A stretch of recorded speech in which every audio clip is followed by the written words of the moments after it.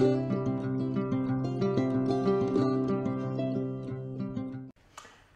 dear English learners. My name is Nadija Макаришин and I'm a teacher of English at Lviv National University, namely English Philology Department. Today, I'd like to tell you a little bit about modal verbs. I'm sure you've heard about this topic, but today we'll have a look at it in more details, and mainly we'll have example sentences from movies and songs. That's what you will definitely like. So, modal verbs. First of all, what's that? Modal verb is a verb that expresses certain attitude to something. So you can be obliged to do something, you can want to do something, or some other cases. They are in most cases used without any particle, apart from had to, so here you have to, and ought to, here you also have to. Let's have a look at some examples. First of all, let's have a look at can.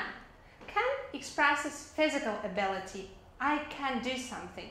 I can speak English, you can speak French, they can speak Latin. Well, probably no one can speak Latin, but still. Yeah, so this is physical ability or just general ability to do something. Maybe you've heard of the song, I believe I can fly, right? I can fly. Again, a physical ability. Or, I don't know, a famous tongue twister comes to my mind with the word can.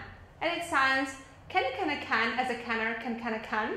Yeah, lots of can here. But again, here can expresses the physical ability. Then, if we speak about could, basically it has the same meaning but shifted to the past. I can do something now, but I could do something in the past. Like you might say, well, when I was 5, I could swim really well. And somehow I forgot this skill and now I cannot swim anymore. I don't know if it's likely to happen, but that's just an idea for you. So could is a physical ability in the past.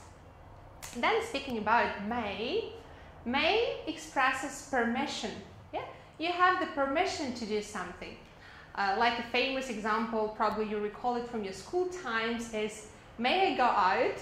Yeah, you ask for permission if you're allowed to go out. Yeah, yes, you may do this. You are allowed to do this. Or a famous movie example from Star Wars, I'm sure you've seen it.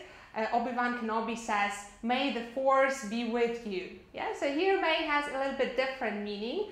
Here he wishes, yeah, something for you. Yeah, so he says, may the force be with you. Or when you greet someone, when you send a birthday greeting, you might say, may all your dreams come true, and so on. So that's also another meaning of may. And shifted to the past, we have this word might. Yeah, might is the same as may, but also in the past. Yeah, I might do something, and also it has some other examples. We'll talk a little bit about different other meanings of might a little bit later today. Moving on, we have the word modal verb must. Must expresses obligation to do something. You're obliged to do something. Maybe it's your will, or maybe that's someone else's will, but still you have to do that. Yeah, you must do that.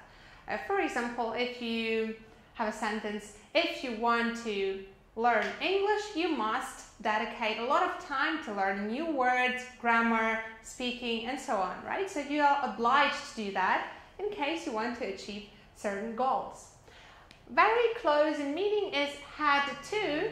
It's just shifted to the past, yeah? In the past, you had to do something. You were obliged to do something, yeah? I had to study a lot before my English exam, yeah? So that's quite the same as must. Moving on to the next pair of words is shall. Shall often expresses certain intention to do something, right? And the example sentence you have definitely heard of is a famous quote from Lord of the Rings when Gandalf says, you shall not pass here, right? So this is just a very iconic example, I'm sure you've heard of it, right? And he uses here the word shall, means he has this intention, yeah? Not to pass somewhere, yeah? And then the next word is should. We often use should when we advise something, yeah?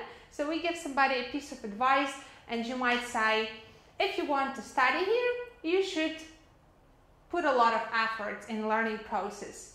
if you want to study somewhere in Lviv, you should consider Lviv University, since it's one of the best options, right? So you give advice to someone by using the word should. Then the next pair of words is will and would.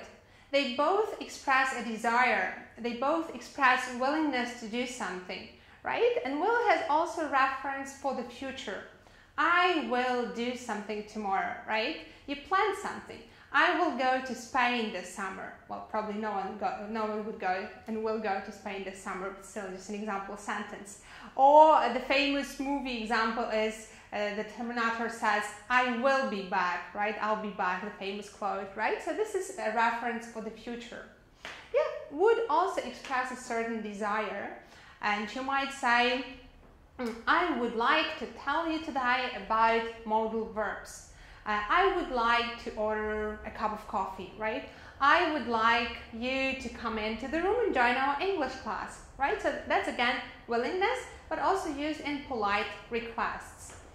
And then the last but not least is ought to. Pay attention that it's always used with to, yeah? So you will never ever have just ought, yeah? Ought to is a strict moral obligation, a strict general obligation to do something, right? It might be prescribed by certain rules and so on. Like if you think back of your school times, maybe you had school uniforms, and if you had them, you might say, I ought to wear school uniforms. It was in the statute of our school. I was obliged to do that. And there is also the word need. Need expresses certain necessity to do something, like I need something. I need to study English. I need to learn more foreign languages to succeed.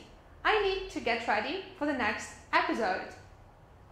One more important thing about modal verbs worth mentioning is a claim of certainty. When you're certain about something or when you are hesitant. Have a look here. You have the modal verb must.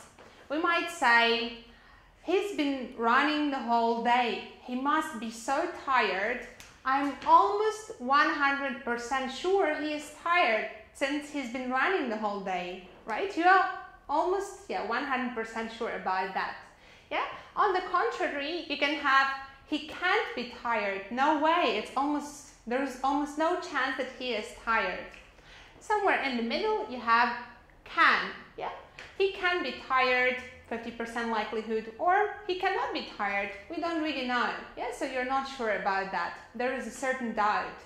If there is a bit more doubt, you use the word may. Yeah, you might say, it may rain today, but I'm not really certain about that. The sky is quite okay, quite cloudless, so it's not that likely, but still, no one knows what happens, especially in our city, so it still may rain. If it's still a bit less likely to happen, you use the word might, yeah? It might rain, or it could rain, which is even less likely to happen. Yeah? So with this in mind, you can use these words to express certainty or uncertainty about a certain situation. That's it for today. That's it with modal verbs, a short episode, introduction into the topic of modal verbs, but how I made it a little bit more clear to you, and now you can use them with more certainty. Remember that if you can think of something, you can do it, and especially if you think you can.